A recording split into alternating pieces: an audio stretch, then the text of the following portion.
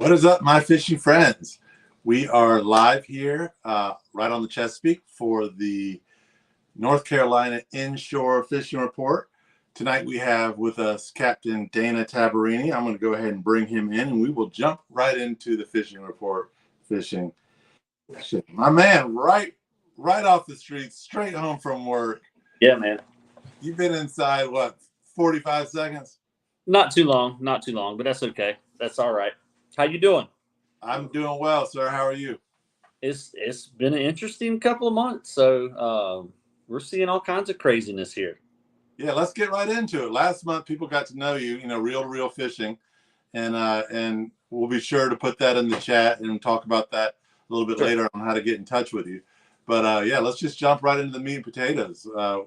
What's been happening down there in the North Carolina inshore scene where you are in the Pamlico Sound?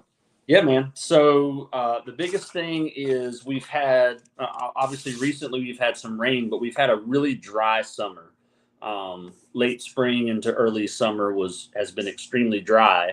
And as you know, in any brackish water environment, that just leaves a whole lot of salt water. Yeah. Yeah. So there's been some positive and some negatives to it. The positives being there's not as much dissolved oxygen. So that can be dangerous for a lot of your bait fish, such as mullet, menhaden. Mullet are pretty hard-headed. They're okay. But your menhaden, your bunker, as you guys call them, or pogies, depending on, what area you're from. We call them LY up here. We call them bait. So they're very susceptible to changes like that, to lack of oxygen in the water. Your striped bass, that can affect them in a negative way. But the redfish seem to be pretty stout. So recently we've had a little bit of rain, which has helped get some more oxygen back in the water, some dissolved oxygen. But it has also, the water salinity level is extremely high for this area. So we've seen everything from redfish way up here, past New Bern, in the Neuse River area. We've had areas where, depending on, again, where you're from, old drum is what we call them, over 40-inch drum. A lot of people just call them bull reds, but in North Carolina, we call them old drum. And there's a lot of those around. Landed my personal best on top water the other day at 47, just over 47 inches. So that was on a trout rod. Do we want to go ahead and spoil the beans already and show that clip? Oh yeah, go ahead, show that. Yeah. Let's see, where are you? Right here. Oh, he's shitting everywhere. What y'all think about release over 20 now? There he goes. Goodbye. Whoa! Yeah. Yeah, I was stoked because I thought for sure I'd be spooled. 2,500 size Stratic, Shimano Stratic, TFO 7-foot medium light. I'm throwing. Luckily, and this is part of the story. So let me back up. I call a buddy of mine and I'm like, hey, I've had some trips canceled this weekend because of inclement weather. Let's go fish. And his name's Patrick Whaley, lives up around Little Washington, North Carolina, Greenville. Uh-huh. Let's go fish. He's like, yeah, I got some places I'll take you. I was like, all right, great. And I've had him on my boat a couple of times. We get out in this creek and, he's like, hey, I've been on some slot reds in here. It's been a pretty decent bite. He caught a couple of citation trout the day before. So, and the creek was loaded with pogies, just tons of bait. So we're in there, we're fishing around, and his first 10 minutes of casting a top water, which he was using a skitter walk also, he caught a 45-inch red. So I was like, okay, that's a 45-inch old drum. That's a nice catch. We're on the board. We're doing great. So yeah. Yeah, caught a couple of trout, caught a striper on top. So it had been a good morning. And then we move over to a different bank where the wind is pushing in. And the wind's beating up this bank pretty good. But this will tell you how much bait there is. There's 1-foot rollers in this creek and white caps. And I can still see the bait on top. Wow. So that's how stacked it was. Yeah. And as they would move down this bank, I mean, they're close up to the shoreline, real tight up the structure. You'd see them, run out of nowhere, just big splashes. I'm like, that's some pretty good sized drum in there. So we doubled up on some slot drum, which in North Carolina is 18 to 27 inches, anywhere in that slot. These were probably anywhere from 20 to 22 inches. And then my next cast, before I cast that out, I said, I need to retie this leader. It just feels a little weak. Mm-hmm. For anybody that knows me knows that I use crankbait clips. These clips are easy to tie onto your leader, and you can open up, change your baits out relatively simple. And there's people who are for it and people who are against it. And, some people say the fish can see the hardware. I'm like, is a crankbait clip does it look like a little mini paper clip kind of, yeah. There's Sure. different versions of it depending on who makes it. Tactical Angler makes a really good one that is definitely more like a paper clip. This one is literally Eagle Claw. So one of the oldest companies out there, and it's a size 1. It's really hefty. It's supposed to be 50 pounds. So I retied a new clip on, 30-pound mono, 10-pound braid, by the way. And I said, let's see what we can do here. And next cast was 47-inch drum. So on top water. On a skitterwalk, SSW 11 in black with a chartreuse head. That chartreuse head, the reason I was throwing that had nothing to do with color other than I could see where it was. Patrick's was a little more white, kind of a clearish color, and you would lose it in the foam. So I wanted to make sure I could see that lure. But yeah, there's that's just your information. We put up so one can reach it. Plenty of bait all over the place. Neuse River, Pamlico Sound. There's a ton of bait. So, and what we've seen, high salinity environment. The old drum, there's some that are around. They'll keep moving in school by school, and there'll be more in numbers. And then, of course, what we see this time of year is one of the most unique things about the Neuse is we have a migration of tarpon, and relatively large tarpon in the 100-pound class and bigger. So there's some guys out there targeting them right now. It is not an easy fish to catch. You are probably not going to go out there and catch one in your first 2 to 3 years of trying. If you do, years. Yeah, if you do, consider yourself lucky. It's a true unicorn. So luckily in this house, my soon-to-be son-in-law and his dad were out fishing recently in an area that I had been fishing, and they hooked one on a popping cork.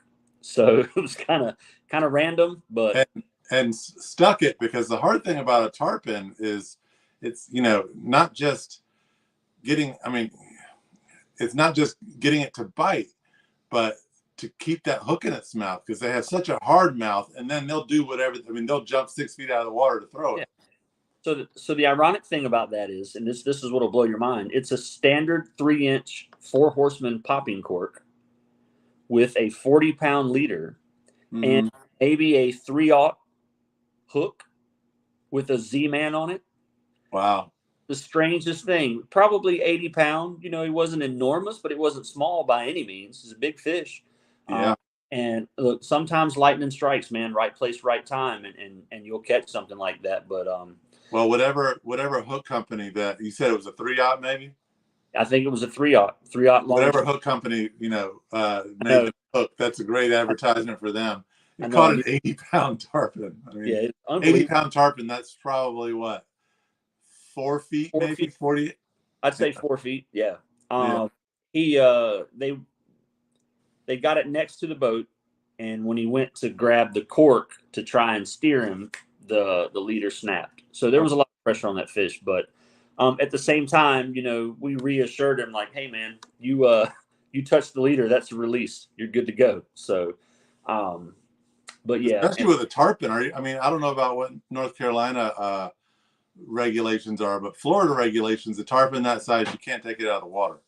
We wouldn't harvest it. No one here would harvest those anyway. Yeah. I don't think intentionally. I don't know what the regulation is, but I'm going to guess you can't keep them. So, and nobody that targets them keeps them.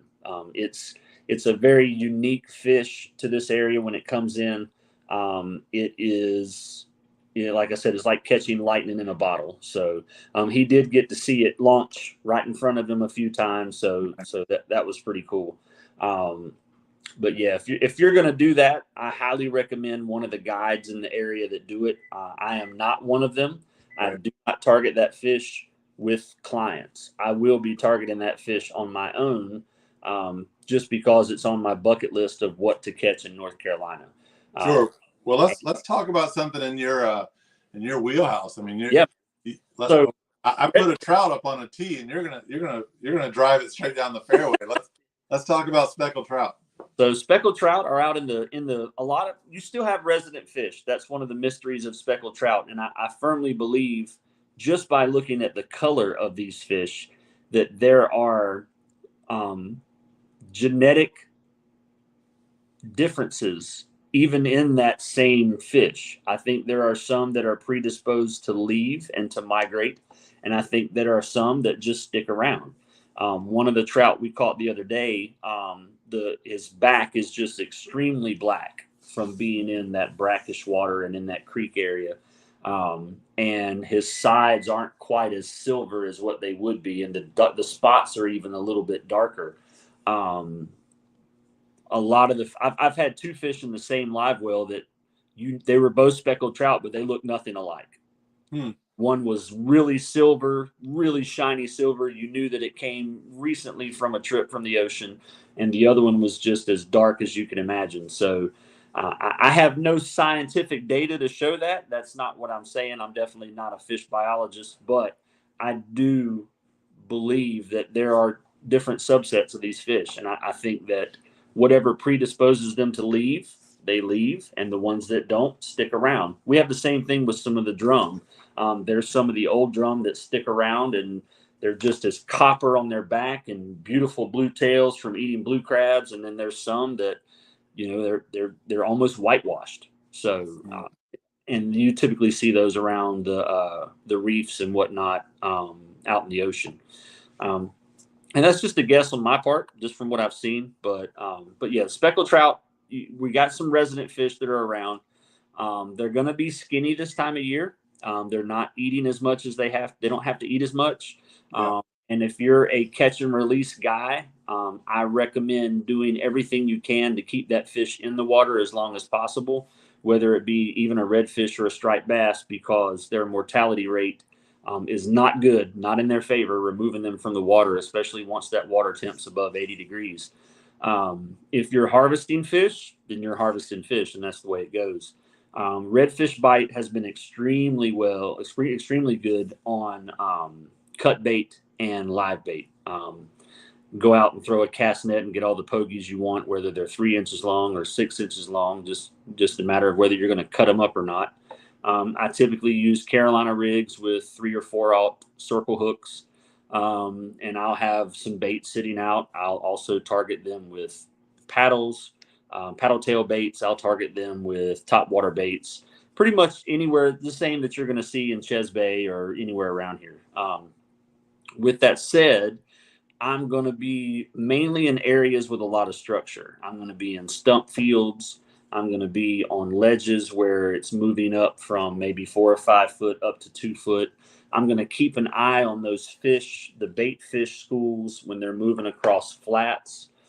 There's a couple of flats here in the Noose that are really, really large, go a long way, and they come out a long way from the shoreline. And you can kind of drift those flats and watch. Sometimes you can sight cast these reds if we haven't had rain in a while, and the water's super, super clear. But typically that's how I'm going to target those redfish. If I'm out for trout right now and I need to find numbers, I'm going to go out in the Sound. I'm going to go to some areas of the marsh grass where, we've got some bombing ranges. You can't be in the bombing range, but in and around there. Some of the places, if you live here and you watch this channel, you'll recognize Turnagain Bay, West Bay, Long Bay, Englehard, Swan Quarter, Juniper Bay, Jones Bay, all these areas, Lowland, Big Porpoise, Little Porpoise, Pamlico Point, all these areas is where I'm going to target these fish. And of course, anywhere where there's structure underneath the surface, such as sunken shrimp trawlers, sunken boats, any type of structure like that, you can drop some deeper jigs and catch those fish on jigs. So, and you Yeah, can on cut bait. that can be kind of a, a mystical element of fishing. When people talk about fishing wrecks and Oh yeah, sunken boats and stuff like that. In your area, because up here on the Chesapeake, there's, it's a big shipping channel, obviously, and there's right. a lot of documentation in terms of where the wrecks are. Yeah. Down in your area, if somebody wanted to sort of find out where some of that stuff was and do some of their own research, which I heavily recommend people do, Yeah. not ask people where their spots are, go out and do Right. it. But if someone wanted to find out where some of these sunken shrimp trawlers were, or boats, is there any way for them to find out how to do that, or is it just sort of go out and explore? Absolutely. So what I'm going to look for first thing is if I have newer electronics, it's going to be marked on your Navionics maps. Garmin owns Navionics, so a lot of those maps are super updated all the time. You can even connect it to Wi-Fi to your house and update your own charts. Those charts are going to have those because those are hazards to navigation, especially for any deep draft vessel. So, and the Pamlico Sound does have boats that move through there, especially some of your shrimp trawlers. They're going to need to know where the other shrimp trawlers wrecked. So yeah, that's going to be a really good source of information. Some of your maps online, you can look at those. There's a Navionics app that you can download for your phone that is really, really Active good. Captain, right? Yeah, and it is extremely accurate. Mm-hmm. So highly recommend that app on your smartphone if you have it. It also works with satellite reception on your phone. You can be in airplane mode and not have cell service. It will still connect to you out in the middle of the sound. Oh, that's cool. I didn't know that. Huh. Yeah, the specific app I use is called Navionics. So Okay. I've been you mentioned being in the grass for trout right now, and you also, I'm kind of putting two and two together here. Yeah. You also mentioned that bringing trout out of the water is going to affect their mortality. Correct.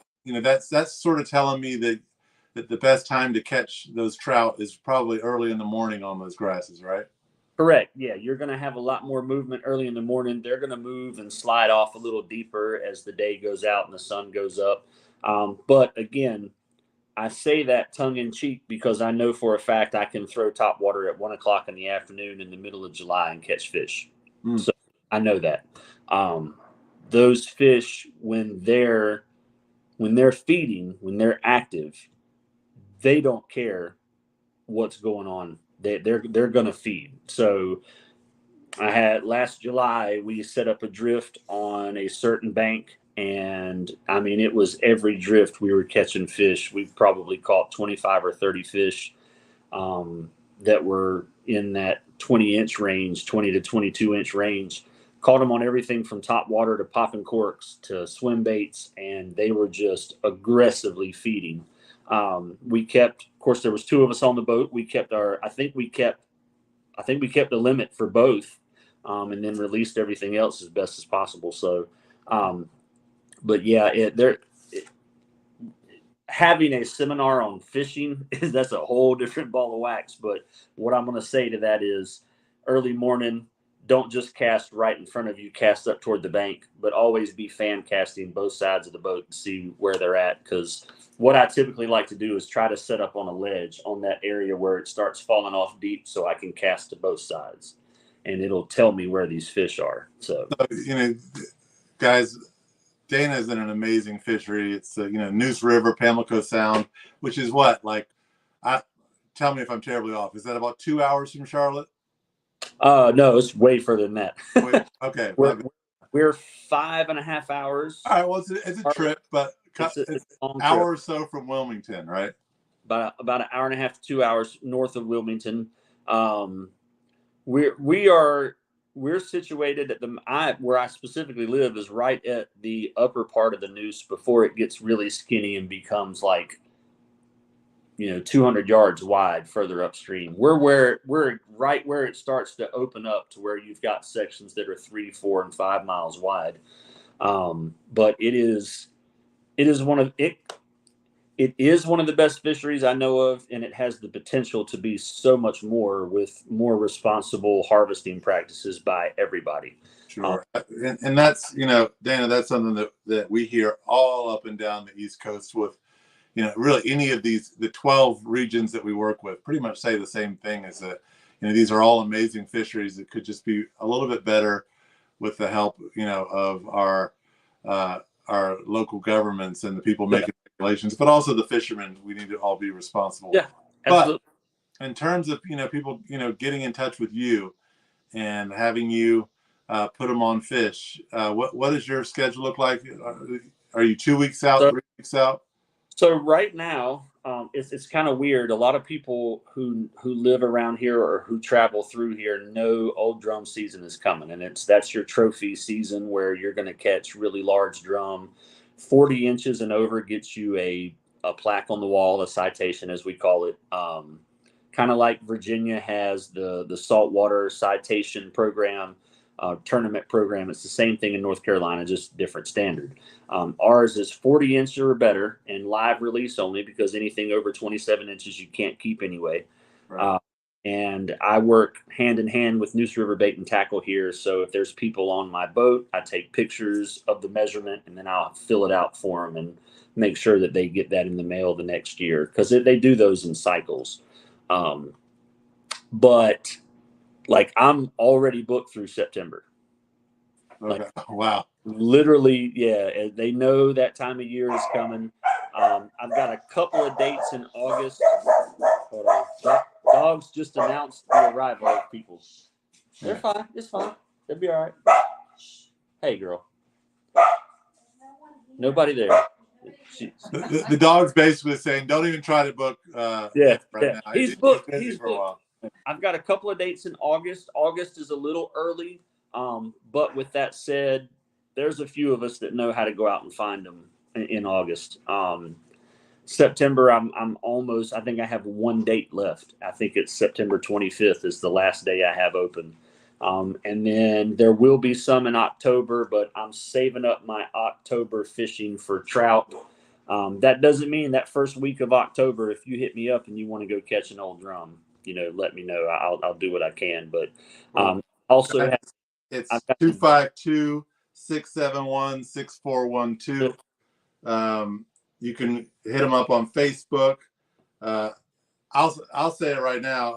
The resources in that area are awesome. Neuse River Bait and Tackle is another great spot. Captain Dana will really put you guys on the fish. Dana, we have like 2 more minutes, and it sounds like you have some guests. But we do have a question that just came in from Tim, who is actually not too far away from you. He's a little bit south of your area. He just wanted to ask if tide affects the bite up on the water your way. Okay, so what we see here in the Neuse is more of a wind-driven tide.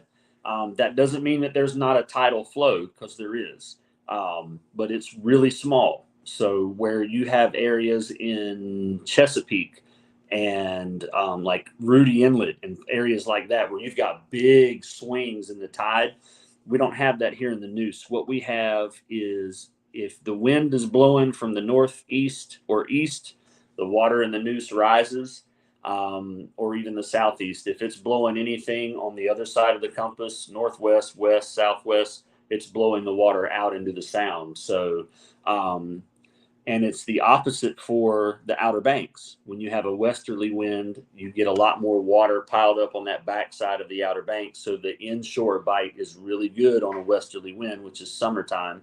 And that's why once the fall hits and we start getting those easterly and northeasterly winds, we get a lot more water in here, a lot more salt water in here. The fish start following that pattern. That's interesting. Yeah, but what I will say is, no matter what direction the wind's blowing, you want to find moving water. You don't want dead water. Dead water is not moving. You want to find, and it doesn't have to be moving fast. It can be moving at half a knot. You put a cork out there, and a lot of times I'll pull up on a spot, I'll pull down and I'll put a cork out and just watch the cork for a second, see what direction it's going. If the wind is blowing this way and the cork is going this way, I'm going somewhere else, because that's not going to work. It will move in water, right? It'll turn those fish off. Absolutely. Right. Well, Dana, it's been a pleasure, guys. Dana, thank you so much for Yeah, man. making it work for us. I know that you've got a whole lot going on in your life. So The- I really, with the full-time job, with 2 full-time jobs, really. yeah. But everyone out there, thanks so much for watching. We'll have Dana every second Thursday at 8 p.m. So stay tuned for us next month. We've got a lot more fishing content coming up your way. Dana, thanks so much, buddy. And we'll see you all next time. Yes, sir. Thank you. Thanks, buddy. Young